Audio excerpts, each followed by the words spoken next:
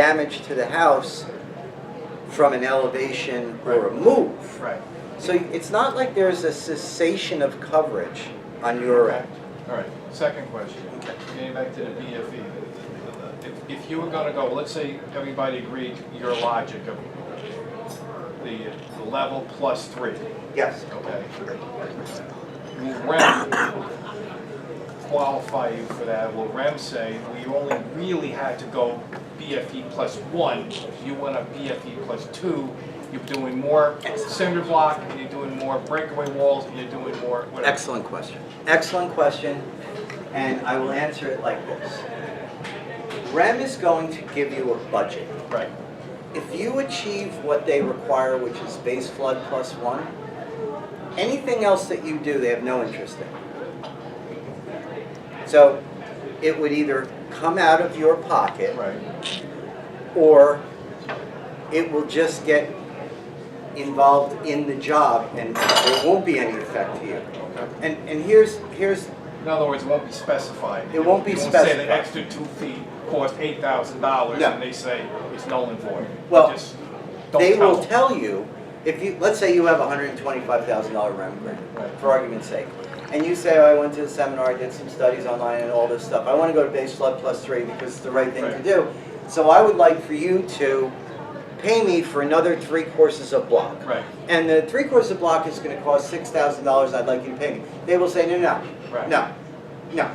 You go to base flood plus Plus 1. one. That's the program. You want to go to base flood plus 3? You You want to pay go the to extra. full height? You pay. You deal with it. Right. Because at the end of the job, REM comes and when they do their final closeout, they want to see that new FEC, that new survey. They want to make sure that you went to base flood plus 1 or the minimum in your town. However, Right. now, so if your town says, if REM said, now this has happened to us quite a bit. We'll get a client will come in and the REM scope will say, elevate the house 4 feet above grade, for argument's sake, which puts us at base flood plus 1. Okay. So now I build in this town, I build in Point and Brick and Toms River and 25 other towns, and I know that Point wants base flood plus 2. Right. Well, now I do a letter and I say, dear REM, your client came to us, we've been retained, Right. you need another foot. Right. There's no, I'm not going to pay for it. It's not optional for the client. He can't get a building permit without it. That's different. Then they will pay for it. However, you will find that generally elevating a couple of extra feet, even if it is cinder block, is relatively modest Yeah. when you consider the cost, what you're saving. So that's really an important point. If you're going on pilings, it's even less of a consideration. Third question on that. If that was all agreeable and the homeowner agrees with you to go up 3 feet, you do have to you have to be aware of the fact that you have the roof peak at a certain point. You can't go past the 35 foot or whatever that town thing is. Excellent question. And here's the answer to that. And now we're getting into land use, which is very, land use and zoning, by the way, I've been writing about in the blogs. Very, very interesting, very important considerations.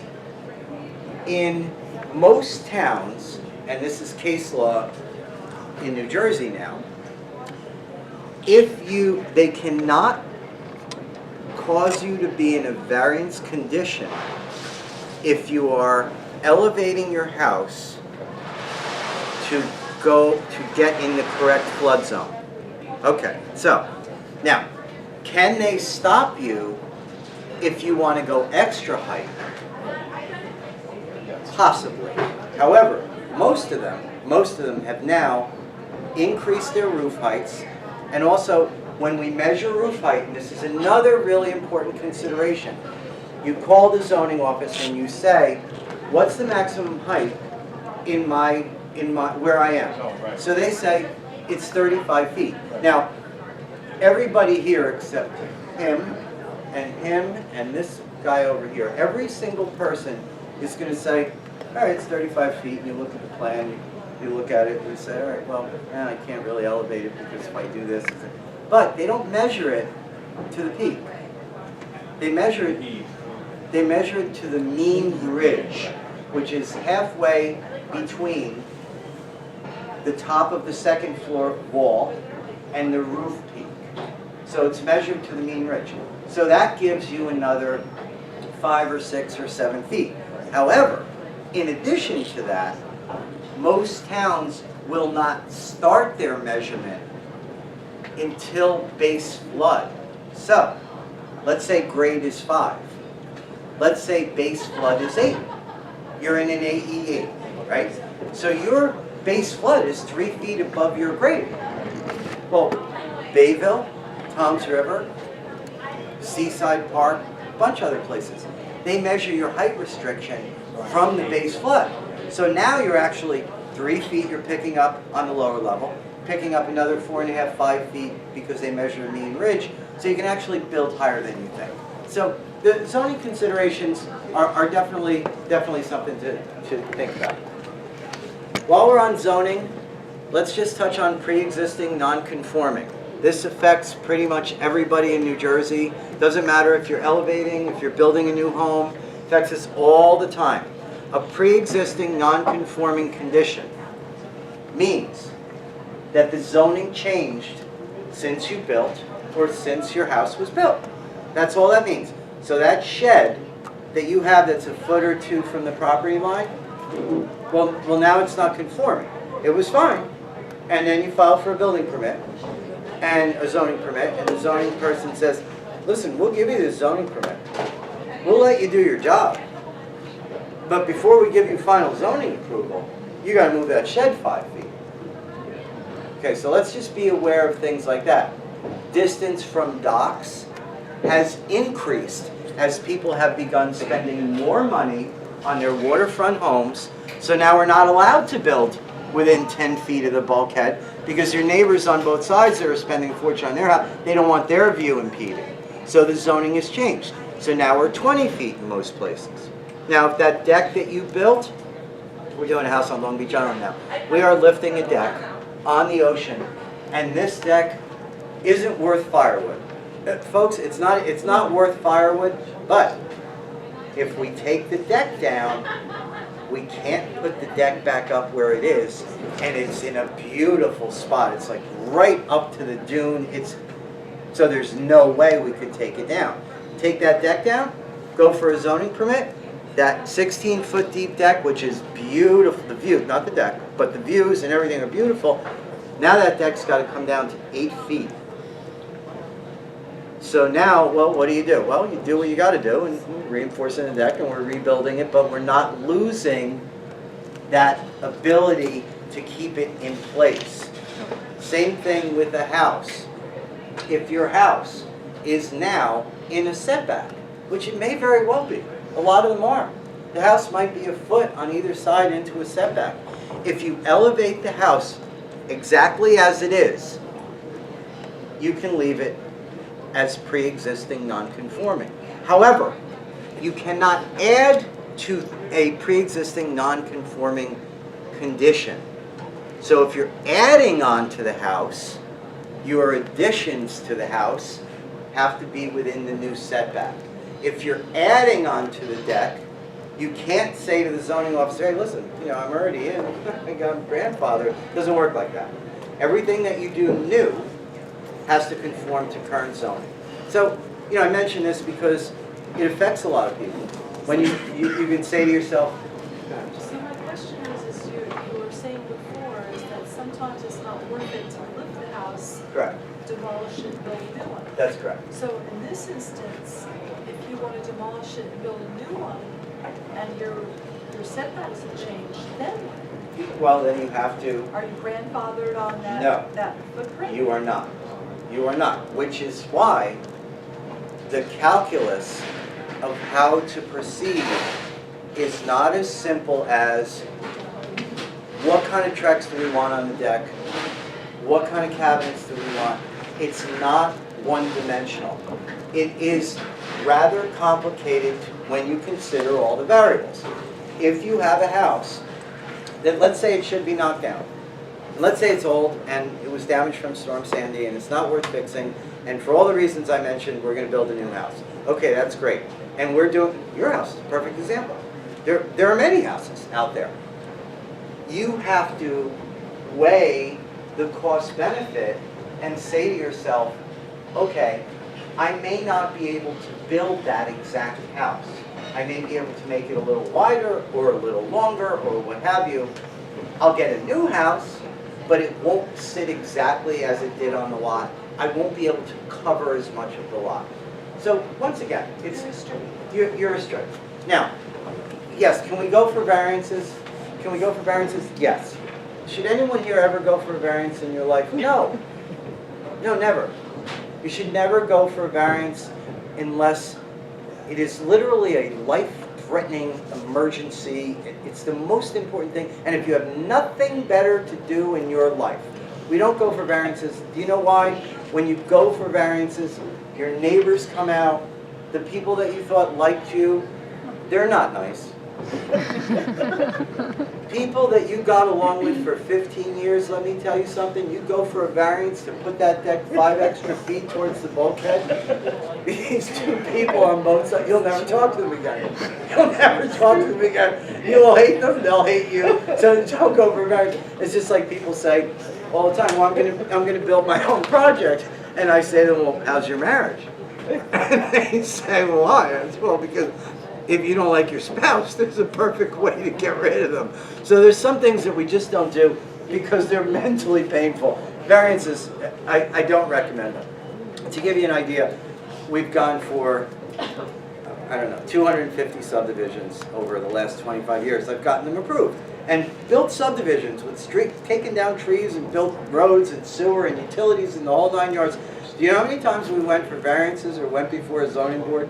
Two times, and they were very minor.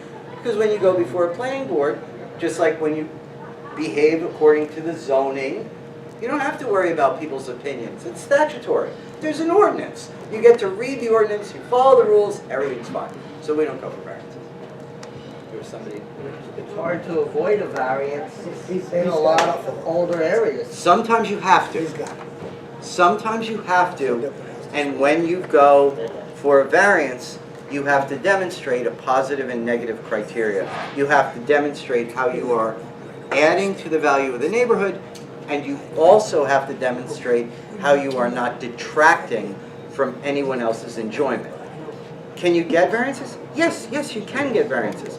We prefer not to do them, so we think about it ahead of time, and we try and make a plan that conforms to the zone. I like to think there's more than one way to skin a cat, and so my question is, I have a house where it's a legal two-family now, and it was then, but code has changed. So if I ever take it down, single family only. Right. So I remember years ago, seeing a couple houses in Manasquan on the beach. They kind of put a cocoon over it, rebuilt it, that was the way they got around it. Yep. Is that still possible? Sure. Can you- Sure, there are a lot, we've So done. that you can upgrade and redo and... You can do the existing structure completely. You can, if you do not increase, the question, I don't know if everyone up here can hear it. This lady has a house right now that's a legal two-family, okay, which is common in Manasquan, Seaside, Ortley, right up and down the beach, everywhere. Very, very common. The zoning has now changed, and two families are not allowed on these smaller lots.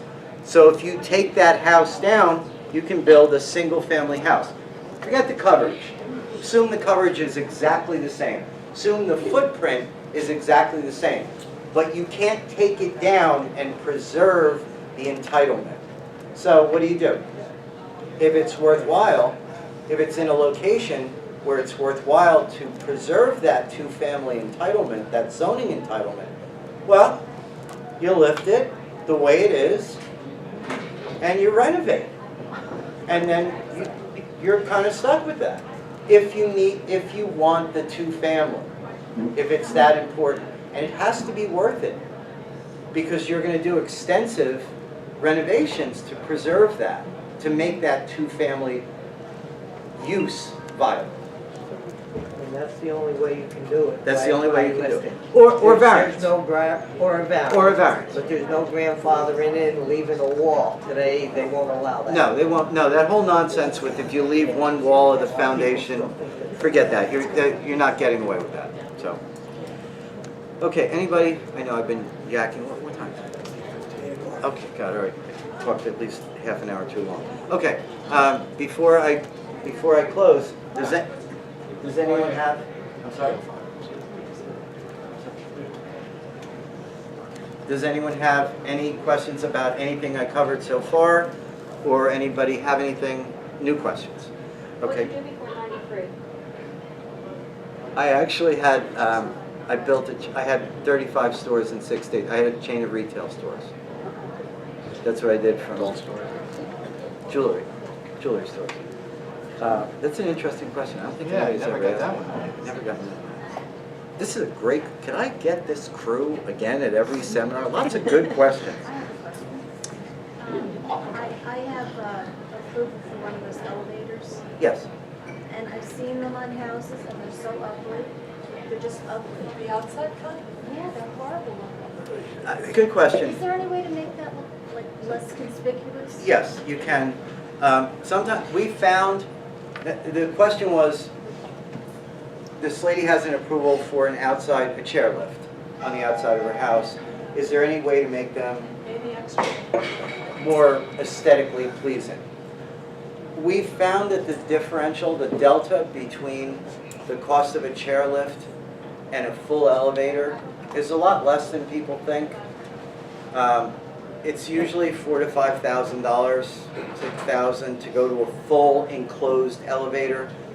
We've often, especially with REM projects, because REM will pay for an elevator or a wheelchair lift outside. Well, it's not covered, and yes, it will get you into the house, but we've often wound up moving them into the garage, the rear wall of the garage, done an elevator that had opposite entrances, and yes, they still only paid the $16,000 or $17,000, whatever it is they paid, and for another $5,000 or $6,000, you got an elevator, real cab. Open your garage door, you drive in, you go inside, you don't have to be out in the elements. So there are different ways, to address that. Are we any closer to knowing exactly when the final flood maps are coming out? Because I missed the first 25, 30 minutes of the presentation, and It's been 6 years. And how old are you? How old are you? Too old. I mean, they should. I think that at this stage, most of the appeals have happened. Townships have appealed. Groups of people have appealed their flood designations. I think a lot of them have been winding their way through the courts.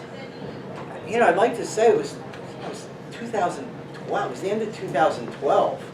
So it's 2018 now, within the next year or two. But I've been doing seminars for 5 years saying, they're telling us they're going to give us final elevations within the next year or two. So I can't even say that anymore. I don't think they're ever going to finalize it. So like if we did construction and we were, so we're on an AE7, Right. right? So we only want to walk one foot, whatever, just to get over what the township wants. Right. And all of a sudden, the final maps come through, Yep. and they say, oh, you got to go up another 2 feet. Yes. So what kind of danger are we in if we only want to do that 1 foot now, as opposed to whenever they do Great. the final? Great. Now, You are in great danger. Okay. That is a poor probability. That is a poor risk bet. Absolutely. That's why I was saying before, minimum base flood +3. If elevations change, if FEMA comes out and pops out of a hole and changes elevations and flood zones now, they're not going more than a foot or so. That I'm very comfortable with. They're not going to change great areas by 2 or 3 feet. So we say, okay, go to base flood +3, and then you should be fine. We say, Yeah. Vince, it's my understanding that Louisiana still doesn't have permanent flood elevation. No, right, and that's That's- Katrina, right, right, which is 15 13 years ago, 14 years ago? Yeah. Yeah. Okay. All right. Okay, we talked about how high to build, that's very important. Foundation ideas and structures. Piling versus block. Anyone, anything on your project in general? One more question. Have you or the lifting company had any houses that collapsed during the... Ha! Bite your tongue, woman. Yeah. Thank you, God. Oh my God. Let me tell you something. No, The you only- didn't hear about it. No, we never have. Those guys. We never have, which is why, you know, the other thing that Deanna didn't talk about, usually Jason's here, who's Deanna's husband, and he's in Wisconsin right now. And one of the really, really important considerations, and one of the things that changed with the new law requiring elevation contractors to have their own licenses, is a unified jacking machine, unified hydraulic jacking machine is required. The unified jacking machine takes 8 or 16 hydraulic lines and levels the pressure throughout the house so that the house is always exactly level. So you don't have a bunch of monkeys with 20-ton bottle jacks going around with 6-foot levels. Literally, this is what people used to do, seriously. It was completely insane, and that's why they tipped over. So now, anybody that's still in business, just like I say to people, listen, we're here, we're still here. Do you know how many companies are gone because they're in jail, or they left, or they realized they can't do this and make money, or they can't do it honestly? They left. Well, after Storm Sandy, there were about 100 elevation contractors. Right now, there are 5. Yeah, and 5. somebody walked past my house and was telling a story right after Sandy. Right. That a bunch of, Sure. they were raising houses, they were shaking all over the Sure. place. Yeah. And he said, so they put it in the paper like the Asbury Park Press, and they all got in trouble. Yeah. And that's how, you know, because Sure. my house, you know, is fine, no problems whatsoever. But I you know, because I got late into the game kind of, Mhm. because I wasn't living there at the time of Sandy. You had us take care of your house. What do you expect? Well, I came to the seminar, and that's when I heard the horror stories. I was mortified. Well, but after a couple of articles in the Asbury Park Press, where there were 2 houses that were dropped in Little Egg Harbor, there's one house that slid into another house in the Highlands, there was another one, I forget where, and believe me, folks, I am not a proponent of excess legislation or rules. I am a laissez-faire capitalist. I most definitely do not believe we need more rules to tell us what we can and can't do. And this is one piece of legislation that I think was so smart when they took the home elevation skill, that skill set, and they said, you now need to be licensed for that. You need to demonstrate 5 years of experience. You need to demonstrate that you are using a unified hydraulic jacking machine, that you have the proper insurances. That was far and away the smartest thing that New Jersey has done. I think that builders and general contractors, we're licensed in Florida. Joe went down and got licensed in Florida a few months ago. And there's a test, and it's a difficult test. There's no test here. The good thing about New Jersey is if you screw up, people find out very quickly. They won't renew your license. You'll be censured. If you call the DCA, if you go to your local town, you can find out when people aren't doing business correctly. But I believe that we are in a dangerous enough business where you should have to demonstrate competence. You should have to demonstrate that you're taking the proper precautions. So we've never dropped one, and God willing, we never will. I will tell you that when we have houses up in the air in the winter, it's probably the only time in my adult life that I've worried. When the house is 10 or 11 feet up in the air and it's winter time and we get 40, 50, 60 mile an hour winds, Most times you don't anchor it. I lose sleep over that. I worry about that. You know, and they're anchored. They're sitting on cribbing stacks, and the house weighs 60 tons, and there are 8 or 10 cribbing stacks, and they're steel, and we support, and we still dangerous. Yes. I just want to mention one thing, that the roof, I've seen them lift houses. And in my neighborhood, they've done a phenomenal job. I actually sat there and watched them outside as the day was going on, the guys going on the equipment. So if anybody is curious about the roof, go to their website, watch their videos on how they do it, because they are just a phenomenal company. Excellent contractor. They See the work really too. are.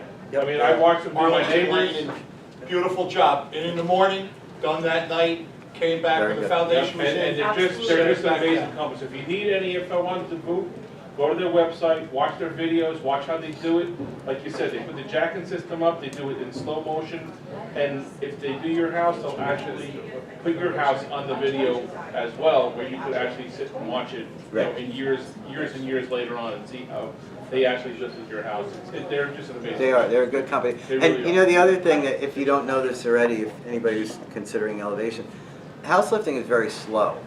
If you were sitting in your house while it was being elevated, you would never know. If you didn't hear the machinery, you'd never know the house was going up. It's very, very slow. It goes up about less than a foot an hour. So it's a very, and that's how it should be. It should be done very slowly, but it's interesting.